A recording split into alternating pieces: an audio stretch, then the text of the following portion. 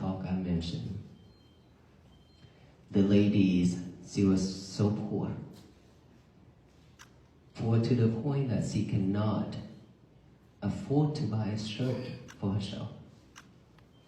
Shoes, sandals, shirt, clothing, everybody have to give it to her. She go back for it. And then when she saw me, and she just cried the whole time and asked, am I going to be poor like this for the rest of my life? I said, no, you don't have to.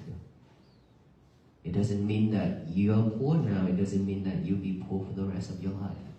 There are so many people, they've been being poor for many years, but they change their life within a second to be rich. And yet, of course, there are so many rich people who lost everything and become poor within 1 second as well.